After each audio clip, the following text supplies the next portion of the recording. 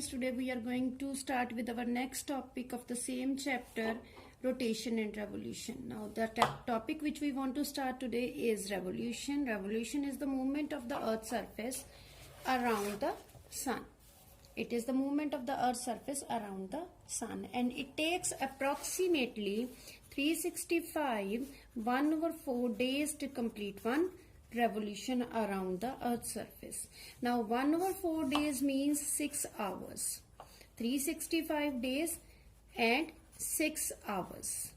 Now these 6 hours, as our in our calendars of 1 year, it has 365 days, and these 6 hours after every 4 years they are counted, and that is 24 hours are increased after every 4 years. So after every 4 years we have 366 days, and we call it a leap year. This one day, which is 6666, after every 4 years it makes 24 hours, and one day is increased in the month of February. This year is called the leap year. So this is how we call it a leap year. Now the next thing is perihelion and aphelion. Perihelion and the aphelion, they are the distances from the sun. Now when the distance of the earth from the sun is least, it is on 3rd of January every year. It is 147 million kilometers only. This is called the perihelion. And when the distance from the sun of the earth is the most, that is 152 million kilometers, that is on 6th of July, and that is called the aphelion. Speed of revolution.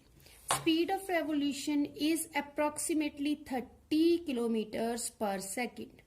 30 kilometers in 1 second the earth revolves around the sun, but it varies according to the path of the orbit. Path of the orbit, that is the time that is at perihelion, and it is the most speed is at the time when it is on the perihelion, and the least speed is on the aphelion. Then our next thing I want to tell you is the inclination. The earth rotates on its axis, but it is not at right angle. Now this is the right angle of the earth, but it does not rotate on this axis. It rotates on this axis, and the north and the south pole, they make an angle of 66.5 degree with the plane of elliptical, and 23.5 degree tilted. It is 23.5 degree from the perpendicular to the plane. So this tilt always remains same. The angles are always fixed, as well as the point of the same direction. They point the same direction, that is this tilt remains in the same direction. Now see this picture carefully. You can see the tilt in the same direction. It does not change at any time. This is the revolution of the earth, but the tilt remains the same, as well as the angles also remain the same. Now the revolution, it changes the seasons on the earth's surface. Seasonal change is due to the revolution of the earth. Now coming back to the figure 3.6, I want to explain the things from here only. This is the sun.